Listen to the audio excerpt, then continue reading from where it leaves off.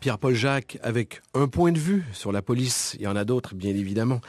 Et en studio avec nous, eh bien, l'écrivain de Polar Jeunesse, Caroline Terré. Bienvenue, Caroline. Bonjour. Quelle belle surprise. Il faut absolument que je raconte... Vous avez écrit une série de bouquins qui s'appelle les CSU, les Crime Support Units, c'est ça? C'est exact. Donc, ce sont des romans policiers pour un public... On dit jeunesse, mais on peut dire adolescent facilement. Oui, hein? en fait, c'est 13 et plus jusqu'à adulte. Donc, voilà, oui. Et moi, en tant qu'adulte, quelquefois, j'ai beaucoup apprécié ces romans. D'ailleurs, j'en ai parlé à ma chronique livre à cette émission. Et après en avoir lu 2 ou 3, j'ai remarqué que vous aviez mis votre adresse email à la fin du bouquin. Donc, je me suis dit, est-ce que cette personne habite ici pour si bien connaître la ville? Et c'est quelqu'un que je côtoie tous les jours sans le savoir? Ou c'est quelqu'un qui a déjà habité ici? Donc, je vous ai envoyé un petit email en disant, qui êtes-vous? Que faites-vous? Comment connaissez-vous bien la ville? Sans réponse. Deuxième email, sans réponse. Je vais au Salon du Livre de Paris, je vais au stand de Milan Jeunesse. J'ai dit, est-ce que vous connaissez Caroline Terré? Non. Et là, je me suis dit, elle n'existe pas. Caroline Terré n'existe pas. Et ce mardi, en face de moi, vous étiez là. Bonjour, moi c'est Caroline Terré. Qu'est-ce qui s'est passé? Donc en fait, j'ai répondu aux 2 emails, effectivement, qui apparemment ne sont jamais arrivés. Et je n'ai jamais reçu. Donc il faudrait ouvrir une enquête, vous ne trouvez pas? Exactement. Donc, vous avez une série qui s'appelle CSU, Crime Support Unit, avec votre héroïne qui s'appelle Kate Kovacs. Parlez-nous de ce personnage, Kate Kovacs. Le but au départ, c'était de créer un personnage qui était en fait très très professionnel, qui était un personnage féminin, mais qui gardait aussi à la fois sa féminité et un côté très compassionnel et plein d'émotions. Et aussi qui pouvait permettre de montrer les relations qu'il y avait entre différents personnages, à la fois dans l'équipe qu'elle dirige, qui est donc le CSU, et les personnes qu'elle côtoie au cours de ses enquêtes. Très réussi. D'ailleurs, c'est une bonne idée parce que vous travaillez beaucoup à contrepoint. Vous utilisez les décors très beaux pour des crimes assez odieux, très souvent. Oui. Et moi, je me souviens de le Phoenix, celui qui se passait à Chinatown, commençait de façon assez dure. Ouais. Vous êtes une obsédée des détails, c'est clair. Oui, en fait, j'aime assez les descriptions qui sont assez poétiques et j'aime pas trop les descriptions, donc je vais limiter les descriptions au maximum et en fait essayer d'aller droit au but au lieu de passer 3 pages à décrire quelque chose. Donc ça prend assez de temps d'ailleurs. C'est réussi, c'est concis, mais voilà. on est touché. Moi, je me souviens de cette scène dans ce livre, justement, où Kate Kovacs, je ne sais pas si c'est elle ou si c'est un autre inspecteur qui doit aller annoncer à une dame que son mari est mort, policier mort en service, au dé, le code C. Et c'est une scène très très touchante. Et là, c'est là où je me suis dit, ouais, c'est peut-être pas à mettre entre toutes les mains des jeunes. Il y a une énorme dose d'humanité et de laideur, si on peut dire. En fait, à la base, je suis né en France, mais j'habite en Irlande du Nord, à Belfast, depuis l'âge de 20 ans. Et en habitant là-bas, j'ai été exposé à pas mal de violences en tant que témoin. Et c'est devenu une obsession personnelle d'essayer de montrer en fait les conséquences de la violence. Et pas uniquement juste l'acte, mais ce qui se passe après. Et pour avoir vu des personnes se faire tuer ou même à qui on annonce que quelqu'un de proche a été tué, c'est quelque chose qui m'a beaucoup marqué, que je voulais essayer de montrer dans un livre. Et plus particulièrement à des adolescents qui ont peut-être pas une vue de la violence qui est aussi précise qu'elle devrait être. C'est vrai. Et parce donc, que la tendance est de sublimiser la violence très souvent. Ouais. Et il y a beaucoup, par exemple, beaucoup de films qui en quelque sorte finissent au moment où j'aimerais qu'ils commencent pour montrer ce qui se passe en fait après, qu'on voit très rarement à la fois aux informations et même dans la plupart des livres.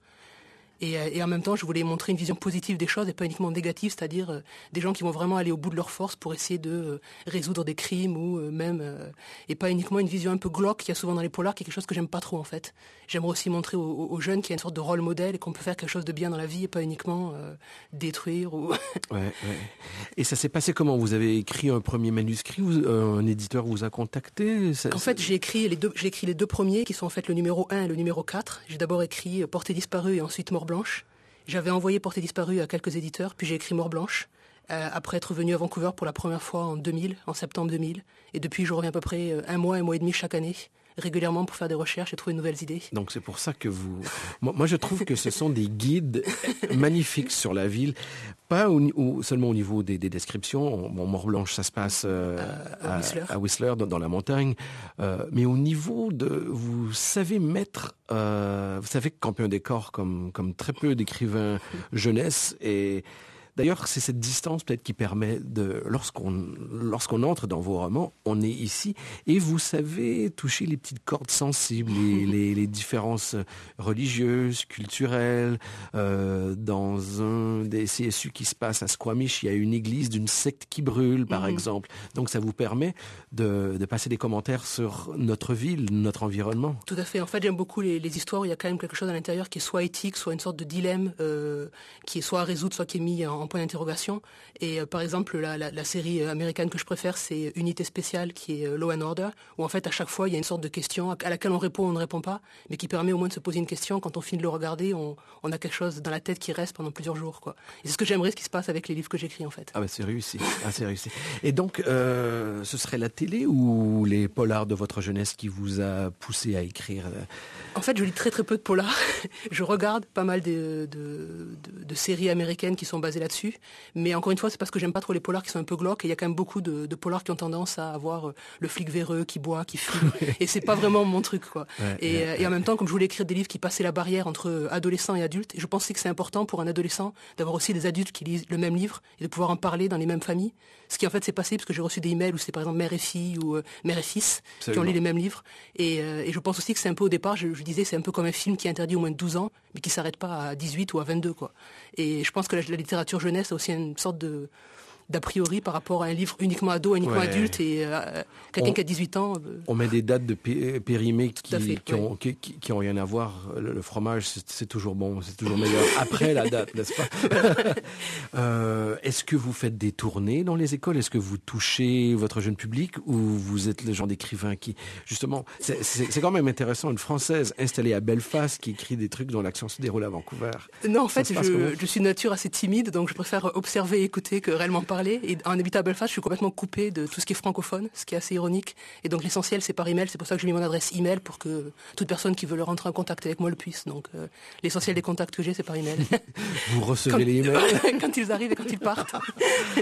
Ça s'est passé comment? Pourquoi êtes venu la première fois que vous êtes venu à Vancouver? Est-ce que c'était dans le but d'écrire ou c'était par hasard? Tout à fait, au départ, je cherchais un endroit qui serait idéal pour les CSU. Et en fait, je sais que ça fait complètement cliché, mais j'ai découvert Vancouver à travers les X-Files, en voyant des paysages absolument splendides. Et en me disant où est cet endroit, en cherchant une carte. Et en y allant un petit peu au pif au tout départ, quoi.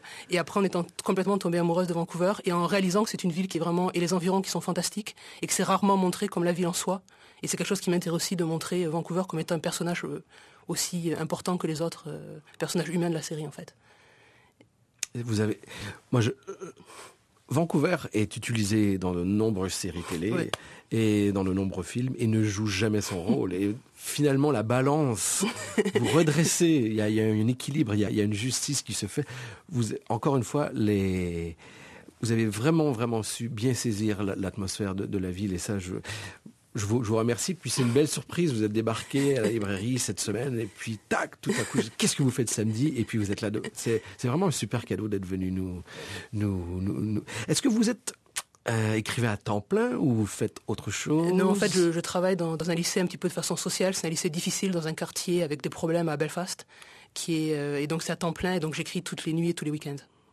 Aussi simple que ça. Et j'ai absolument aucune vie pendant 11 mois. Et quand j'arrive ici pendant un mois, c'est mode observation, mode input. Donc vous êtes vraiment en repérage. Voilà.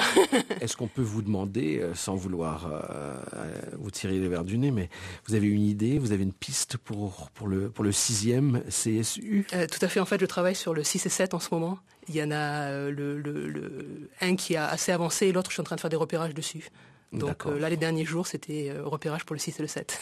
Et lorsqu'on travaille sur une série comme ça, est-ce qu'on a une idée du dernier? Est-ce qu'on se dit j'en fais 10 et c'est terminé? Ou on se laisse aller? Dans votre cas, ça se passe comment? Dans mon cas, au départ, c'était basé sur 12. Et donc, j'ai l'histoire jusqu'à 12. Et ça prend quand même beaucoup de temps de s'assurer que tous les indices vont marcher d'un livre à l'autre pour arriver éventuellement au 12e. Puisque dans le cas des CSU, chaque histoire est self-contained, se passe individuellement. Mais il y a aussi l'histoire de Kate, dont plusieurs éléments sont dévoilés. On veut voir le personnage grandir, mais sans trop en donner non plus. Donc il y a toujours des petits indices un peu comme les petits cailloux du petit poussé qui doivent aller de livre en livre jusqu'au 12e. Et donc ça prend pas mal de temps à organiser dès le départ. Vous avez rencontré quelqu'un qui vous a donné cette idée de personnage de Kate Kovacs? Non, en fait, le personnage de Kate Kovacs, personnellement, c'est quand même très basé sur moi. Donc, la façon dont elle va penser, bouger, etc., c'est vraiment très personnel. Ah, vous mettez à fond dans l'histoire. Voilà. Au point où des gens qui m'ont pas rencontré depuis 20 ans peuvent me voir à travers le personnage. Donc, c'est assez déstabilisant aussi, mais c'est depuis le départ, c'est ça aussi.